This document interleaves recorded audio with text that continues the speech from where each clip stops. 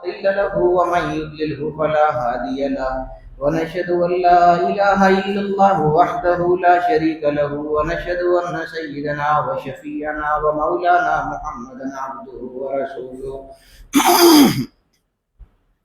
أما بعد فقد قال الله تبارك وتعالى في كلامه المجيد والفرقان الحميد أعوذ بالله من الشيطان الرجيم بسم الله الرحمن الرحيم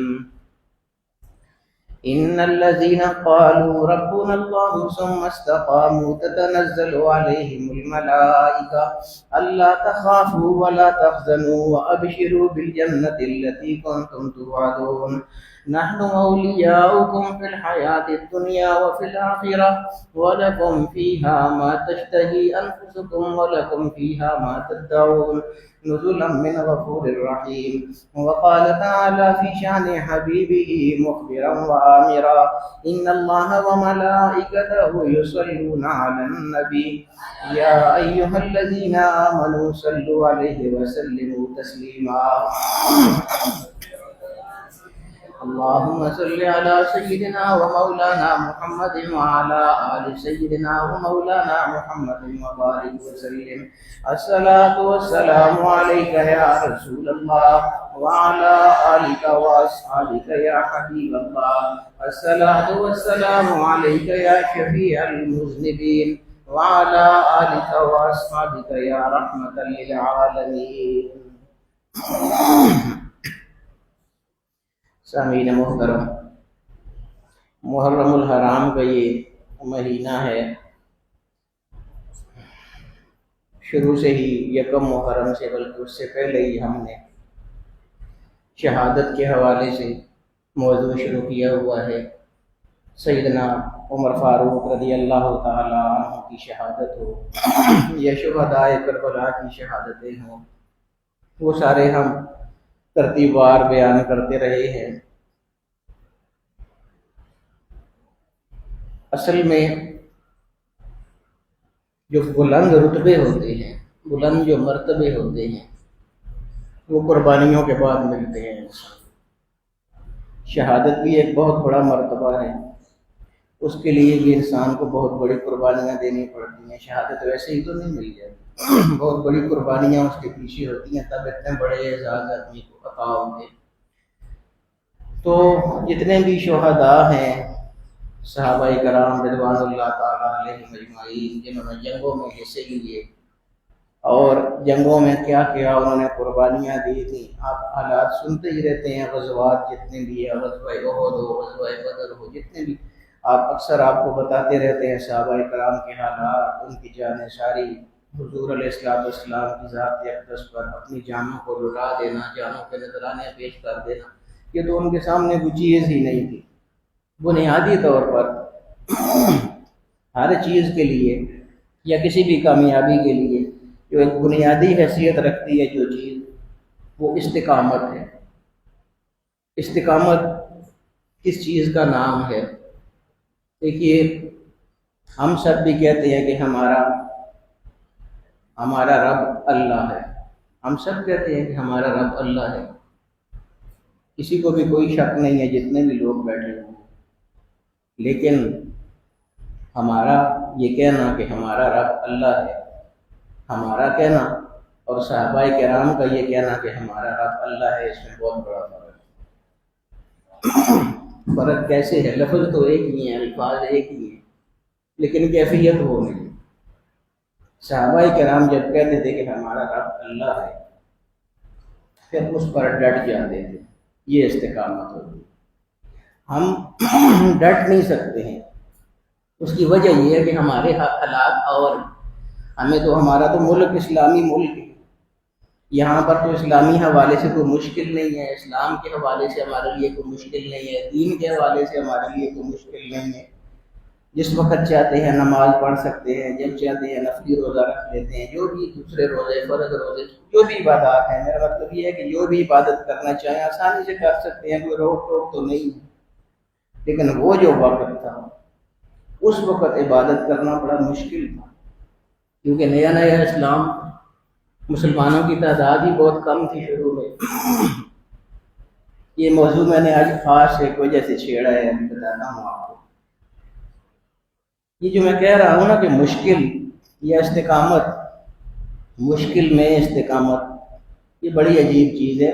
ہمیں احساس اسی لیے نہیں ہے کہ ہم نے وہ مشکل جھیلی ہی نہیں، ہمیں اس تکلیف کا ادراک ہی نہیں ہے، اس کا احساس ہی نہیں ہے۔ جس طرح میں کہہ رہا ہوں کبھی ہم جہاں چاہتے ہیں نماز پڑھ لیتے ہیں، کوئی روک ٹوک نہیں ہے، کوئی روکنے والا نہیں ہے۔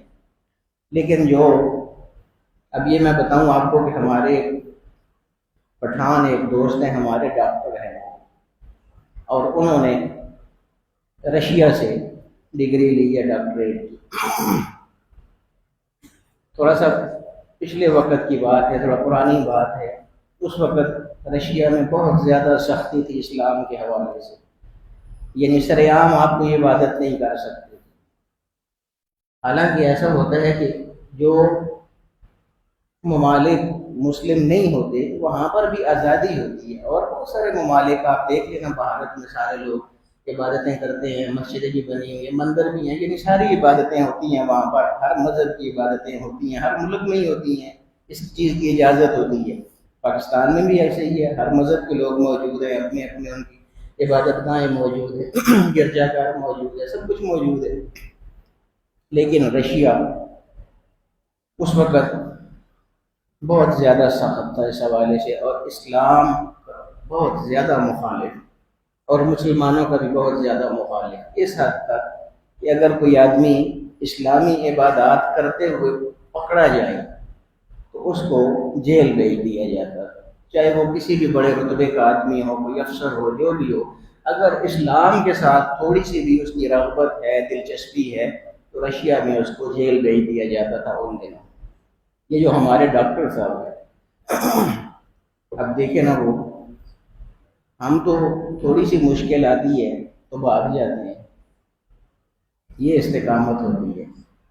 وہ کہتے ہیں کہ ان دنوں سامنے عبادت کرنا تو سوچیں بھی مت، جو چھپ کے عبادت کرتے تھے مسلمان وہ بھی ڈرتے تھے کہ ہمیں کوئی دیکھ نہ لے۔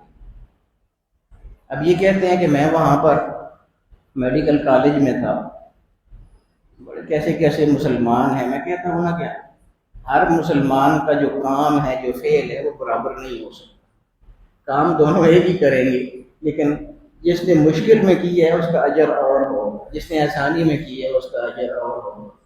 ہم جو یہاں پر نماز پڑھتے ہیں ہمارے لیے کوئی مشکل نہیں ہے، اس لیے ہمارا اجر اور ہوگا، لیکن جس نے نماز ایسی جگہ پڑھی جہاں پر بہت زیادہ مشکل ہے اس کا اجر اور ہوگا۔ نماز ایک ہی ہے، کام ایک ہی ہے سارا، لیکن انداز میں فرق آ گیا۔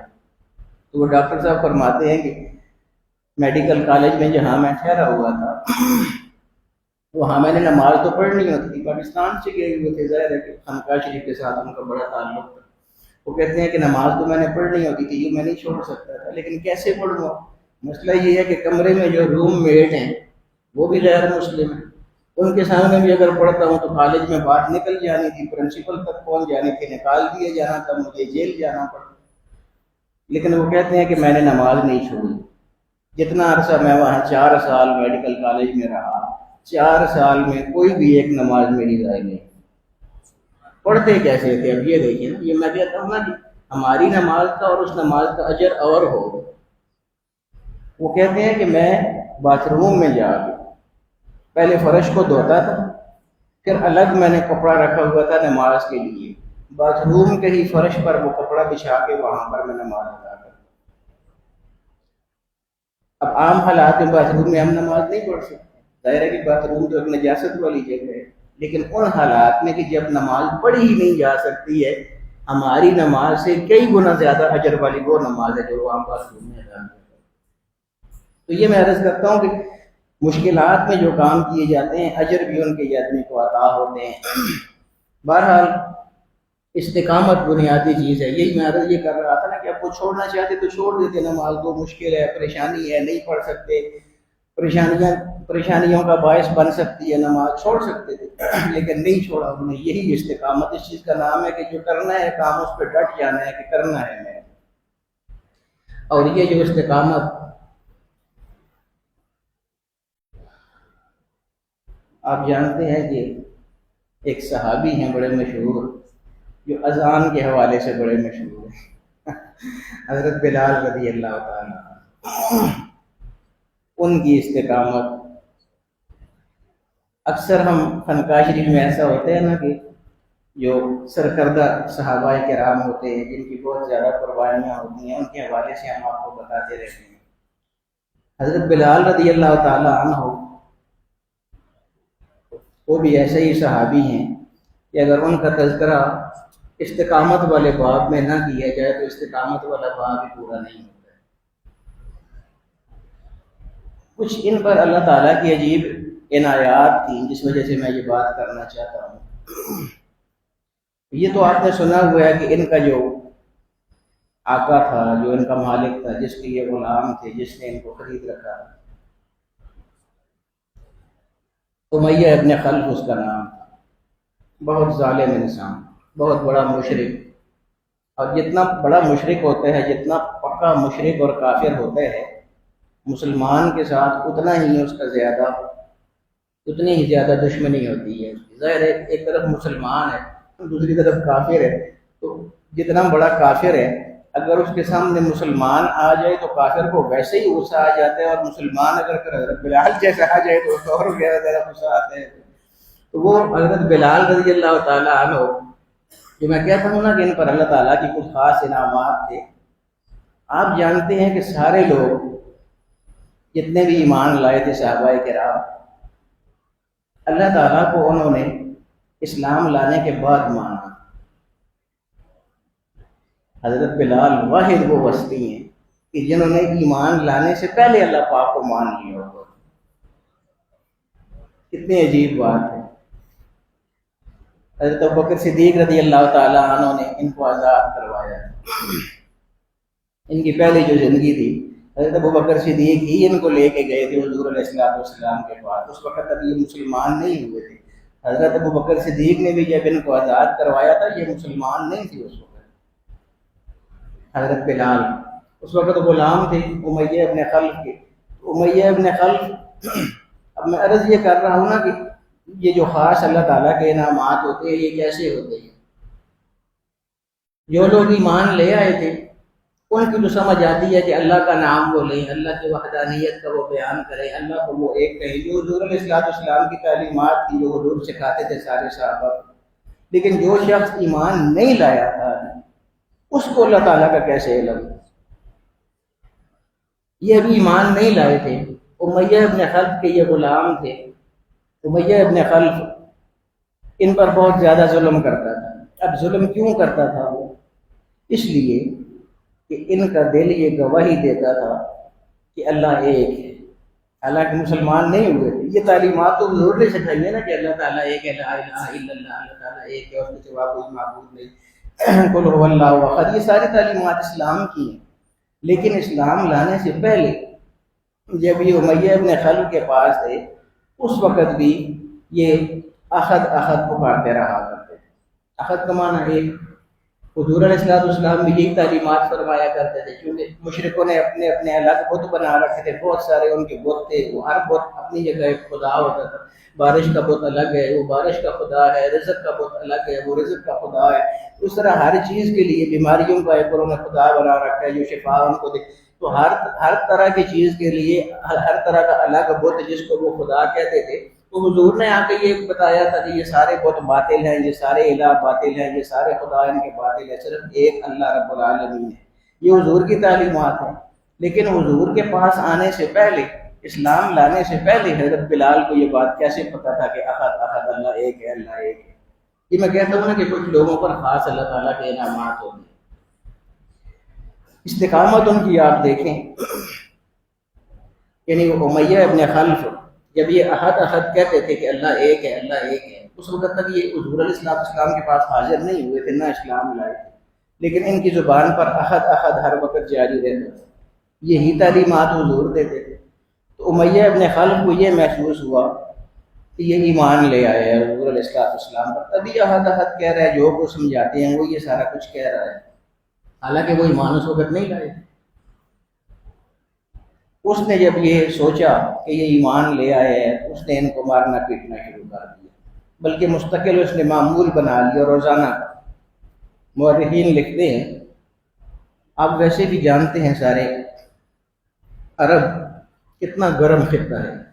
آج کل بھی آپ دیکھیں نا، جو لوگ عمرہ پر جاتے ہیں یا حج کے لیے جاتے ہیں یا وہاں پر ملازمت کرتے ہیں، پتہ ہے ان کو دبئی، سعودی عرب کتنے گرم علاقے ہیں۔ اور اس زمانے میں، آج کل تو سہولتیں ہیں، روڈ ہیں، گاڑیاں ہیں، اے سی ہے، ہر چیز موجود ہے۔ اس زمانے میں تو یہ ساری چیزیں بھی موجود نہیں۔ اب اس وقت کی گرمی کا آپ اندازہ کریں۔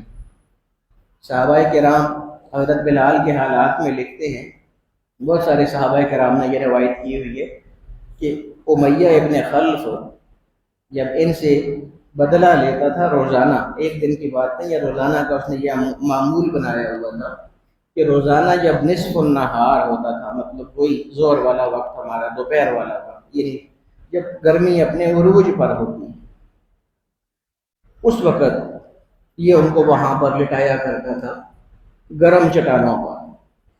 اب اندازہ کریں، پتھر ہو، عرب کی گرمی ہو، دوپہر کا وقت ہو، وہ پتھر کس قدر گرم ہو جن پر ان کو لٹایا جاتا ہے۔ ایک صحابی فرماتے ہیں کہ ایک دفعہ میں نے بلال کو اسی طرح وہاں پر ان پتھروں اور چٹانوں پر لیٹے ہوئے دیکھا، اور امیہ ابن خلف جو ہے وہ ان پر کوڑے برسا رہا تھا۔ ان پتھروں پر پہلے تو لیٹنا ہی ناممکن، اتنے گرم پتھر کہ وہ صحابی خود فرماتے ہیں کہ اس وقت ان پتھروں کی جو حرارت ہے، اس کی شدت یہ تھی کہ اگر اس پر گوشت کا کوئی ٹکڑا رکھا جائے تو بغیر کسی چیز کے وہ بھن جائے گا، پک جائے گا، اتنے گرم پتھر۔ ان پر وہ حضرت بلال کو لٹایا ہوا ہے، پھر ان کے سینے پر ایک اور گرم پتھر اٹھا کے رکھا ہوا ہے۔ استقامت کیا ہے؟ میں کہتا ہوں نا کہ ہمارا اسلام کیا ہے، ہم تو نام کے مسلمان ہیں۔ کہاں ہماری عبادتیں، کہاں ان لوگوں کی عبادتیں کب برابر ہو سکتی ان گرم پتھروں پر؟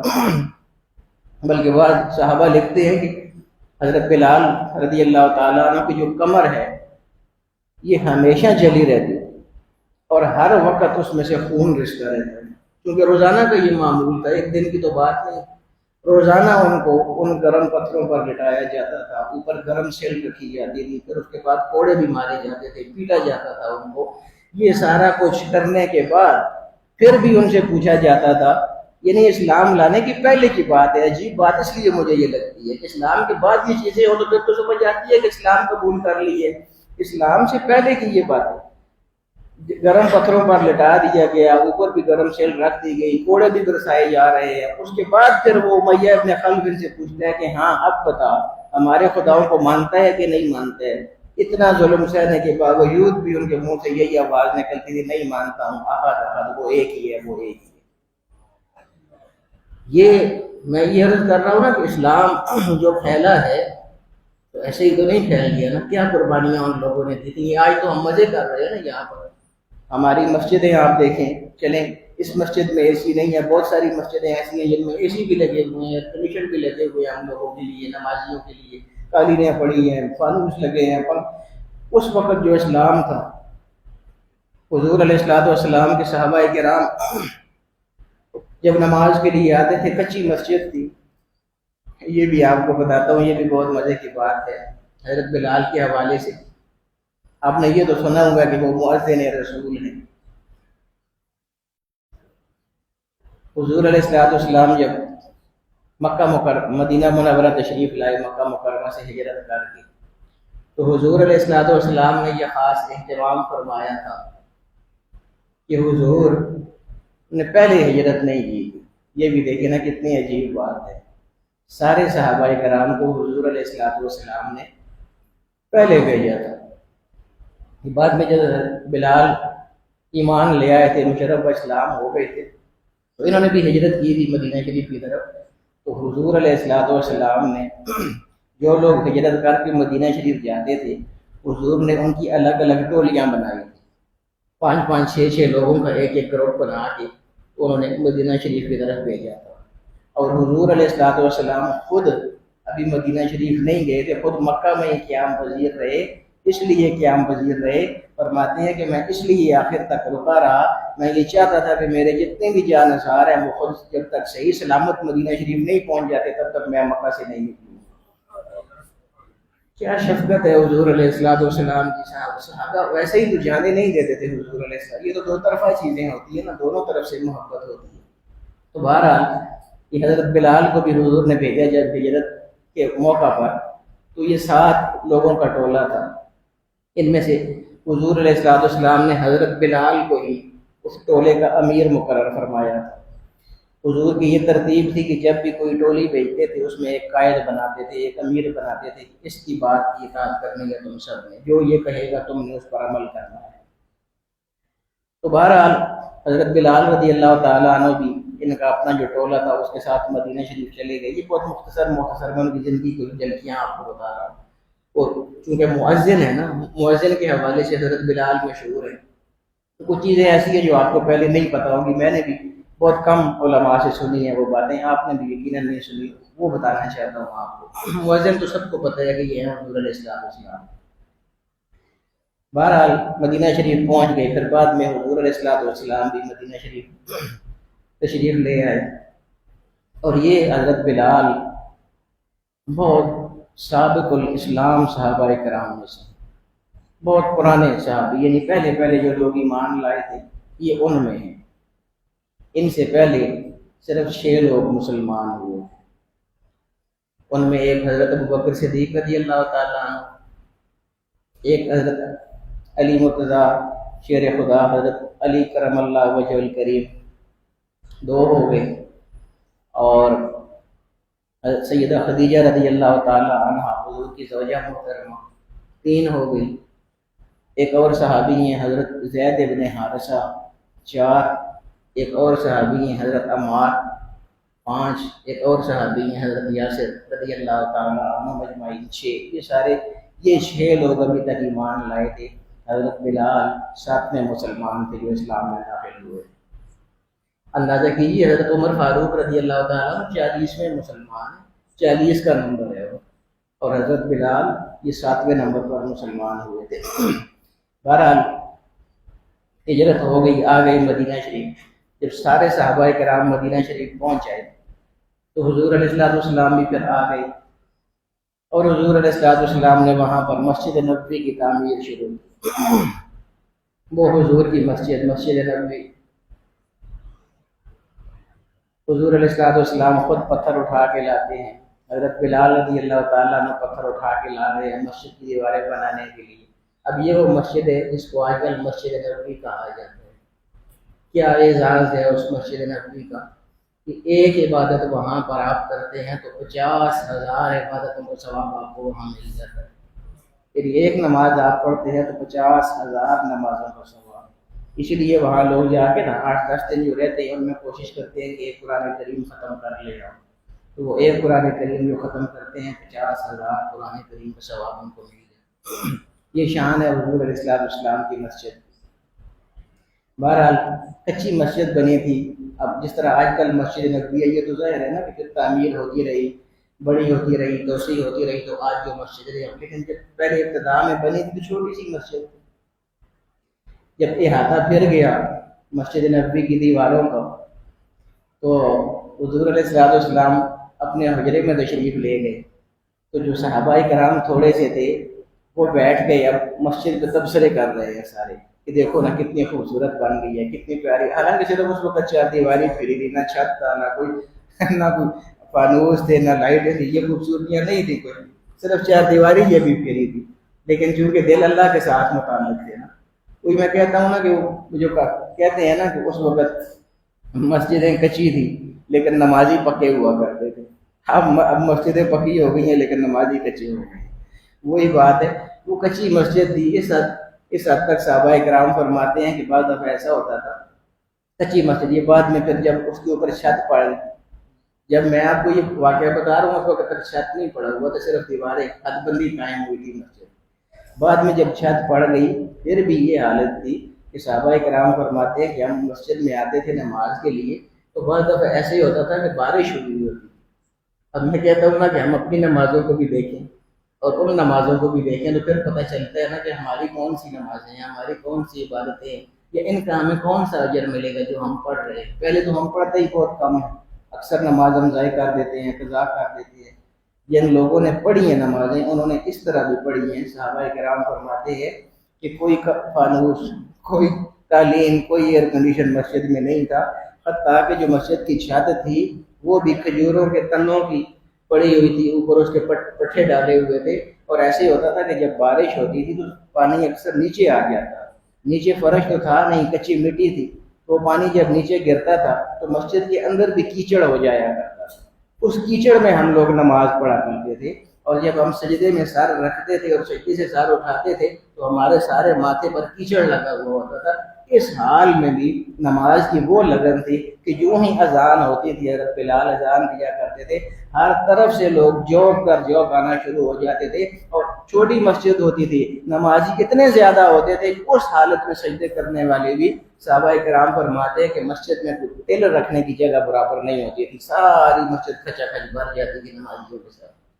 تو بہرحال یہ جب مسجد مکمل ہوئی، بڑے بڑے اعزاز ہیں حضرت بلال رضی اللہ تعالیٰ عنہ. حالانکہ حضور خود بہت بڑی شخصیت ہیں، ان سے بڑی شخصیت تو ہے ہی کوئی، لیکن حضرت بلال کا مرتبہ بھی آپ دیکھیے. حضور نے ان کو کیا تمغہ عطا فرمایا. جب مسجد نبی میں عرض کر رہا ہوں کہ بن گئی تو سارے صحابہ کرام وہ حد بندی کرنے کے بعد بیٹھ کے تبصرے کرنے لگے. ہوتے ہیں نا جہاں کہیں بھی عبادت کو بنتی ہے پھر تبصرے ہوتے ہیں اس پر، ہاں جی دیکھیں یہ کیسی بنی ہے، فلاں نے یہ کام کیا، فلاں نے یہ کام کیا. اس اب تبصرے کر رہے ہیں سارے صحابہ کرام. حضرت علی کرم اللہ وجہ الکریم بھی ان میں موجود ہیں. حضرت علی فرماتے ہیں کہ مسجد تو بن گئی ہے، لیکن مسئلہ یہ ہے کہ لوگوں کو کیسے پتہ چلے گا کہ جماعت کس وقت ہوگی. اس لیے کوئی ایسا طریقہ ہونا چاہیے کہ لوگوں کو پتہ چلے کہ جماعت ہونے لگی ہے، تاکہ لوگ مسجد کو آئیں اور جماعت میں شامل ہوں. اب یہ اذان اس وقت نہیں تھی، یہ میں وہ آپ کو بتا رہا ہوں کہ یہ مؤذن کب بنے تھے حضرت بلال، اور بنے کیسے تھے. حضرت علی کرم اللہ وجہ الکریم نے فرمایا کوئی ایسا طریقہ ہونا چاہیے کہ لوگوں کو پتہ چل سکے کہ لوگ آئیں نماز کے لیے. جب حضور امامت فرمائیں تو لوگوں کو پتہ چلے کہ اب حضور امامت فرما رہے ہیں، لوگ مسجد کو آ جائیں. اسپیکر وغیرہ تو اس وقت نہیں تھے نا کہ اسپیکر میں اذان ہوتی تو سب کو پتہ ہے. اذان خود ہی نہیں تھی، ہوتی کہاں سے، اذان ہی نہیں تھی اس وقت. تو بہرحال یہ مشورہ ہونے لگا. اب کیونکہ اس سے پہلے اذان نہیں تھی تو صحابہ کرام میں مختلف قبائل کے لوگ تھے، مختلف قومیتوں کے لوگ تھے، مختلف ممالک کے لوگ تھے. جس طرح حضرت سلمان فارسی ہیں، حضرت صہیب رومی ہیں، یہ روم سے آئے ہوئے تھے. سلمان فارسی فارس سے آئے ہوئے تھے، بلال حبشہ سے آئے. اس طرح مختلف علاقوں سے لوگ آئے ہوئے تھے. تو وہ اپنے اپنے علاقے میں جس نے جو دیکھا تھا نا عبادت کے لیے، مثلا عیسائی ہیں، یہودی ہیں، ان کے اپنے اپنے طریقے ہوتے تھے عبادت کے لیے. کچھ ایسے ہوتے تھے کہ جھنڈا لگاتے تھے باہر اپنی عبادت کے وقت، جھنڈا باہر لگا دیا. لوگ جب دیکھتے تھے باہر جھنڈا لگا ہوا ہے تو مطلب یہ کہ عبادت کا ٹائم ہو گیا، لوگ اندر آنا شروع ہو جاتے. جب عبادت ختم ہو جاتی تو باہر سے جھنڈا اتار دیا جاتا تھا، پتہ چلتا تھا عبادت کا ٹائم ختم ہو گیا. اسی طرح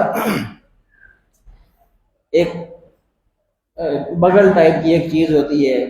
کچھ صحابہ کرام نے گھنٹی کی تجویز دی تھی کہ گھنٹی بجائی جائے. گھنٹہ جس طرح گھنٹی بجائی جاتی ہے، اسکولوں میں بھی گھنٹی بجائی جاتی ہے، اس طرح گھنٹی بجائی جائے تاکہ لوگوں کو پتہ چل سکے کہ عبادت کا ٹائم ہو گیا. یہ سارے اب اپنے اپنے مشورے دے رہے ہیں. حضور علیہ الصلوۃ والسلام ان سب کے مشورے سن رہے ہیں، لیکن حضور کچھ فرما نہیں رہے ہیں، آگے خاموش ہیں. سب کے تبصرے سن رہے ہیں، سب کی تجاویز سن رہے ہیں. ایک اور صحابی ہیں، انہوں نے عرض کی کہ یا رسول اللہ، میں نے آج رات کو یہ خواب دیکھا تھا، اگر آپ اجازت فرمائیں تو میں وہ خواب اپنا بیان کر دوں. اب یہ یاد رکھیے، خواب وہ سچا ہوتا ہے جو نبی دیکھے. ہمارے خواب جو ہیں ان کی کوئی حیثیت نہیں ہوتی ہے. یہ میں اس لیے آپ کو بتا رہا تھا، ہمیں بھی خواب آتے رہتے ہیں نا، دن بھر ہمیں جو خیالات آتے ہیں رات کو وہ خواب کی صورت میں ہمیں نظر آتے رہتے ہیں. وہی جو چیز ہمارے لاشعور میں کہیں بیٹھی ہوتی ہے ہمیں خواب میں نظر آتی ہے. ہمارے خواب ضروری نہیں ہے کہ سچے ہوں، ہو بھی سکتے ہیں. کوئی بہت نیک بندہ ہو، تعبیر بتانے والا، وہ اگر تعبیر بتائے سچا ہو بھی سکتا، لیکن بہت کم ہوتا ہے ایسے. لیکن جو خواب نبی دیکھے وہ ہر حال میں سچا ہوتا ہے. دوسری صورت کیا ہے کہ دیکھنے والا نبی نہ ہو لیکن تعبیر بتانے والا نبی ہو، وہ خواب بھی سچا ہو. اب یہ جو صحابی تھے یہ نبی تو نہیں تھے، لیکن ان کی تعبیر چونکہ حضور نے بتانی تھی اس لیے یقیناً ان کا خواب سچا تھا. تعبیر بتانے والی نبی خود. تو انہوں نے عرض کی کہ یا رسول اللہ میں نے رات کو خواب دیکھے، اگر اجازت ہو تو عرض کروں؟ فرمایا ہاں بولو بتاؤ۔ انہوں نے عرض کی کہ یا رسول اللہ میں نے خواب میں دیکھا ہے ایک ناقوس ایک چیز ہوتی تھی، جس طرح بغل ہوتا ہے بڑا بجانے والا، اس طرح کی ایک چیز ہوتی تھی، بہت زوردار آواز ہوتی تھی اس کی،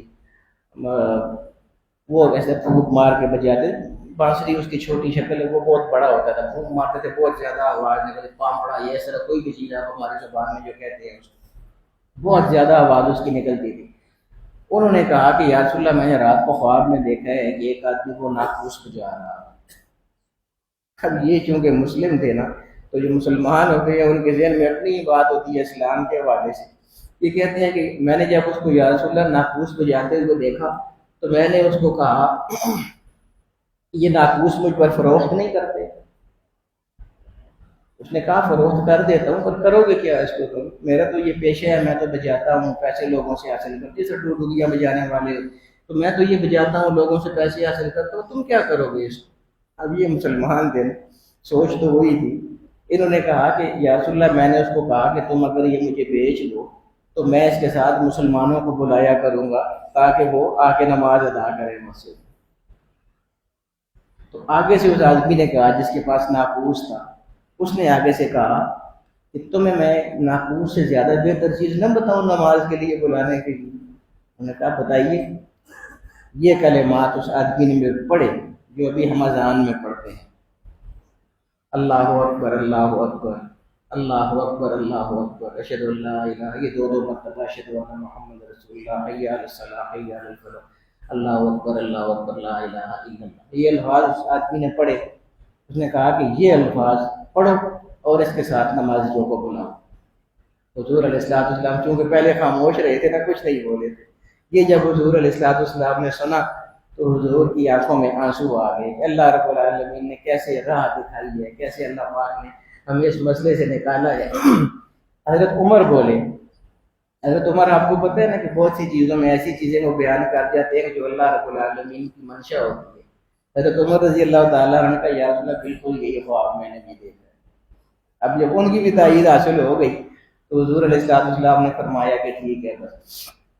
ایک صحابی ہیں وہ یہاں حضرت زید ابن حارثہ جنہوں نے یہ ناقوس والا سارا واقعہ یا خواب بیان کیا، ان کو یہ الفاظ یاد تھے۔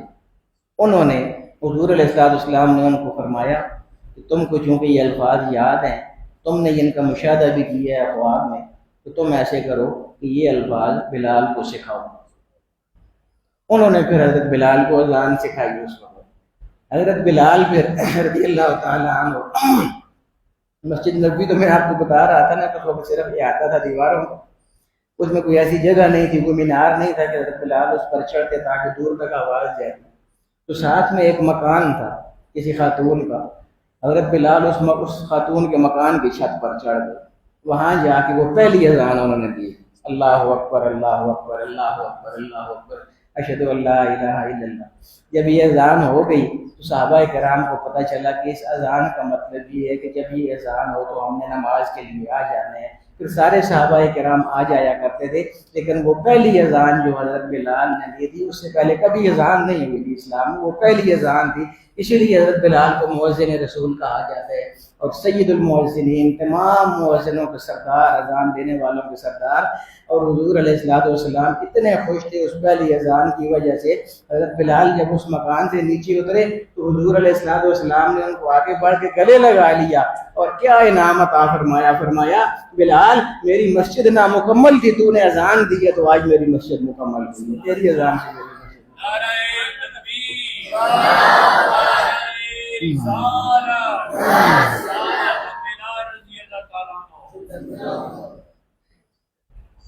اب یہ جو ان کی استقامت تھی اس کی وجہ سے اعزاز بھی تو ان کو ایسے ہی ملنے تھے نا، میں آپ کو عرض کر رہا ہوں نا، جیسی استقامت ہوتی ہے ویسے ہی پھر اعزاز بھی ملتے ہیں، جیسی قربانیاں ہوتی ہیں۔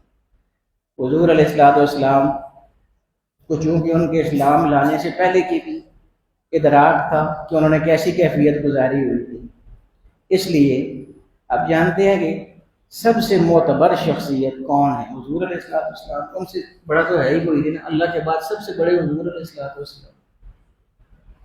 اور یہ بھی ہمیں پتہ ہے کہ سب سے پہلے حضور علیہ السلام نے جنت میں جانا ہے، کیونکہ ان سے بڑا ہے ہی کوئی نہیں۔